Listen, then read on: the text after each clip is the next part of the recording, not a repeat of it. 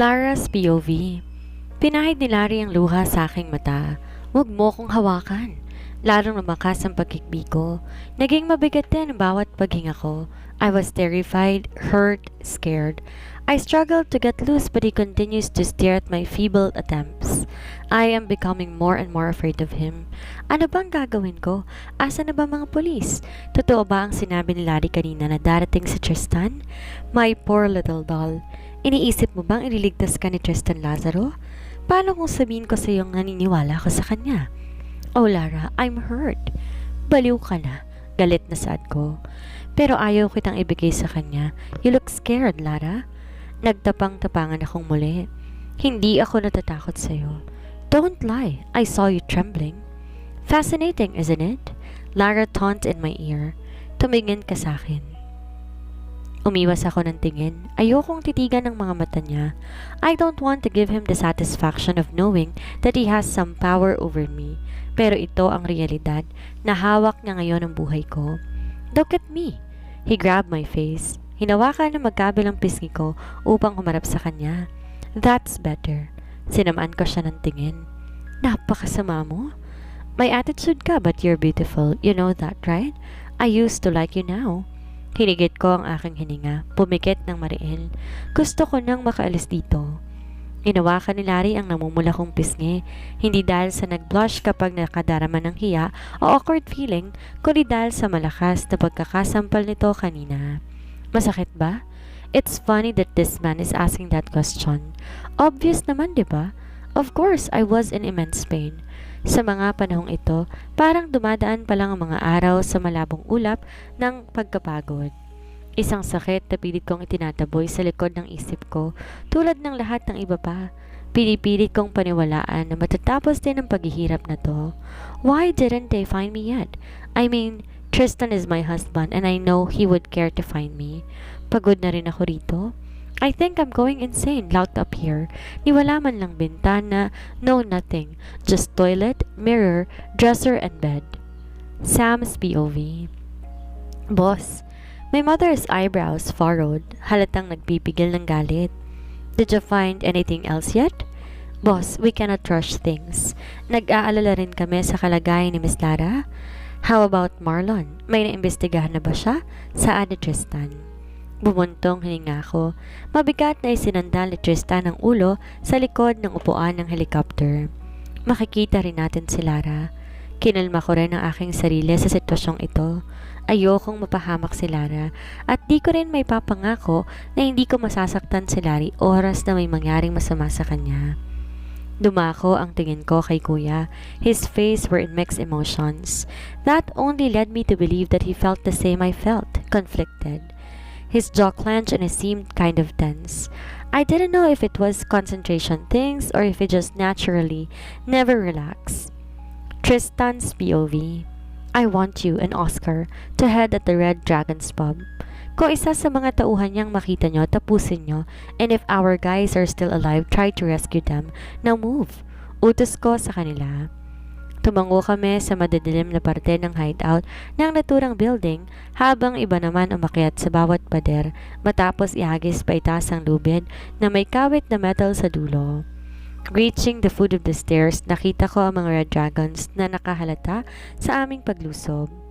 Nakipagpalitan sila ng putok ng armas sa aking mga tauhan. Taking cover behind the walls, I started shooting the other guys. Pagkaway hinanap ng aking mga mata si Sam. I spotted him behind the pool table na busy na nakikipagpalitan din ng putok ng armas sa kalaban. I carefully crawled over to them. Kailangan kong makaalis dito. Kailangan kong makapasok sa loob, saad ko. I know, but we are surrounded, Anya. If we walk out, we will die. Maybe if we distract them, I can get out of here, I suggested.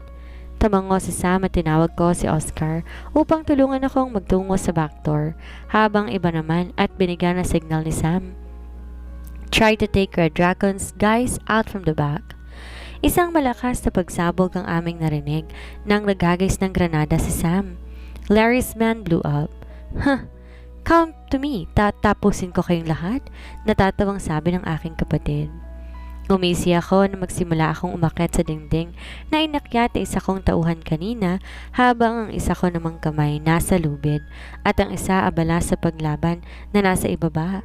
To shoot as more guys kept coming to me. Oscar started shooting at them as they got closer. Matapos kinapa nito ang bulsa. Ngumisi to na makitang isang pasabog at iniabot kay Sam. Sam smirking as he threw at the black car. 2 down, boys. Pagmamayabang niya habang umiiling naman si Oscar.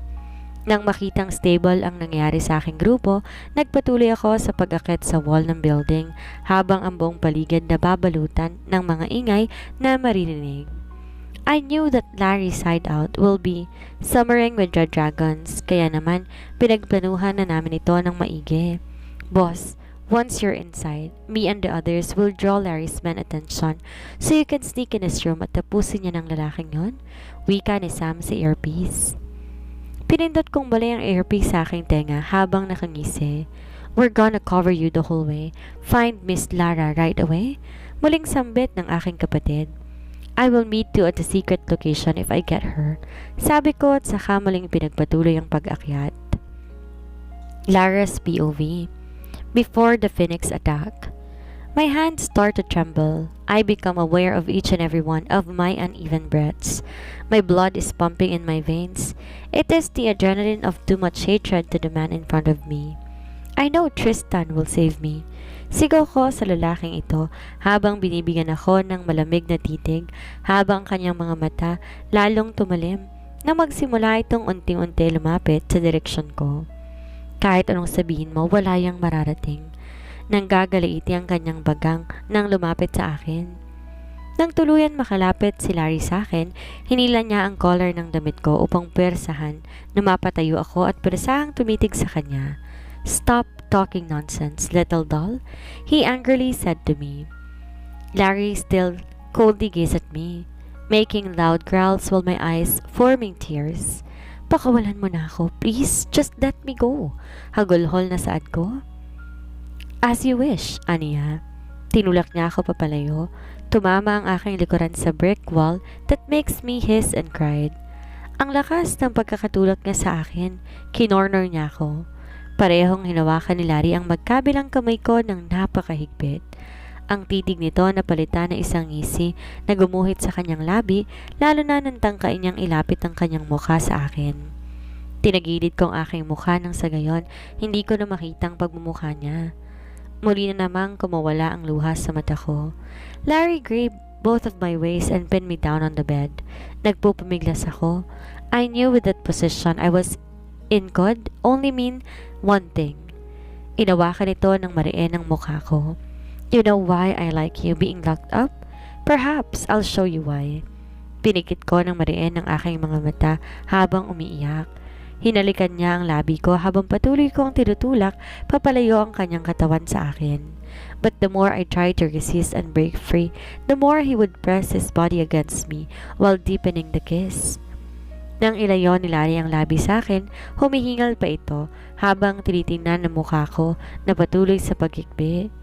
Muli itong umisi nang dumapo ang labi sa leeg ko. I wiggled and struggled in order to break free. Subalit kahit anong pagpupumiglas ang gawin ko, useless pa rin. You are really lovely. Saad pa ni Larry.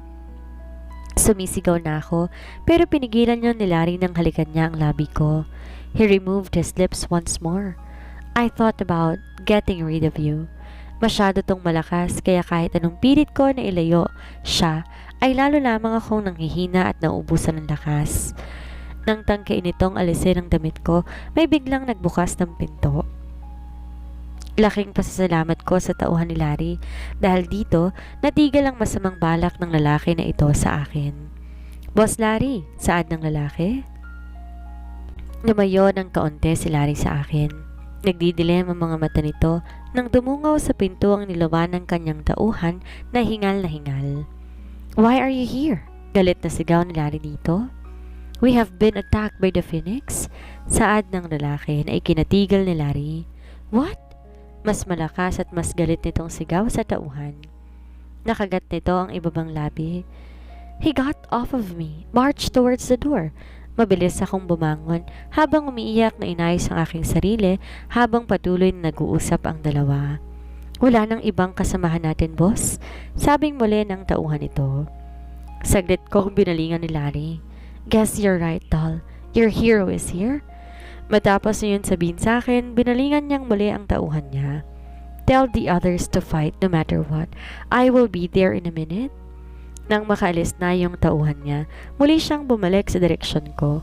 Hinigit niya ang kamay ko. Makinig ka sa akin, Lara. Huwag mong tatangkaing tumakas dahil kung ginawa mo yon, I will search the entire globe in order to find you. You hear me? Banta ni Larry na mas lalo pang nagpanginig sa akin. Nakagat ko ang aking pang-ibabang labi nang pinilit ko na tumango. Patuloy ang pagragasa ng butil ng luha sa mukha ko. Hinalikan niya ang aking noo bago ko nito tuluyang nilubayan. Lumabas na ito at muling nilakang pintuan. Ilang minuto pa ang lumipas nang makarinig ako ng malakas sa pagsabog sa labas at mga putok ng armas. Suddenly, I started hearing scratching outside the door. Muli akong humakbang paatras sa takot na baka tauhan lang yon ni Larry. Moments later, sinipa ng taong yon ang pintuan ng ilang ulit hanggang sa tuluyan na nga niya yung nasira. Nakita ko isang lalaki, may hawak na armas sa kanyang kanang kamay. Magulo ang buhok niya. Ang itim niyang mga mata ay nangingislap ng sementro ang kanyang tingin sa kinaroroonan ko. May mga pasa at dugo sa mukha niya. Nakadama ako ng kirot na makita kong itsura niya. Naiiyak ako na makita si Tristan Lazaro. Agad siyang tumakbo papalapit sa akin at niyakap ako na sobrang higpit. Hinalikan niya ang noo ko. Dumaos-dos ang palad niya sa kamay ko. Hinaplos yon and gently kisses it. Humagulhol ako nang niyakap ko siya pabalik. Ang mga kamay ko pumulupot sa kanyang likuran habang ang mukha ko'y nasa balikat niya. Patuloy pa rin akong umiiyak ng sandaling iyon. Shh! Shh! I'm here now, wife. Don't cry. Your hubby is here? Pero umiyak pa rin ako. Hindi dahil sa nakakadama ako na sobrang takot o lungkot, kung hindi dahil sa labis na kagalakan. Dahil alam ko, tuluyan na akong makakalaya sa lugar na to dahil makakasama ko na si Tristan muli. Inawakan ng aking asawang aking mukha. Ramdam ko ang tindi ng kanyang pag-aalala. Worry written all over his face. Ngunit ang kaninang nangislap itong mata, biglang nagdilim na makita ang pasako sa mukha. He hurt you? Asik niya. Yumuko ako habang tumatango. Nang tingnan ko siya, kumuyom ang kanyang mga palad. Tatapusin ko na ang lalaking yon, oras na makita ko siya. Galit na sa ni Tristan. Pwede bang umalis na tayo dito? Sabi ko sa nanginginig na tono. Tumango ito. Of course, wifey. Umiti ito para maramdaman ang takot. I cannot leave a damsel in distress in this trash place. Pamimiloso po niya pa. Kahit may luha mga mata, hindi ko na napigilan ng umiti. Magka-holding hands kaming lumabas sa kwartong iyon. Ganon na lamang ang pagsinghap ko nang gumimbal sa akin ng mga tauhan ni Larry na wala ng buhay. May dugo sa sahig at mga armas.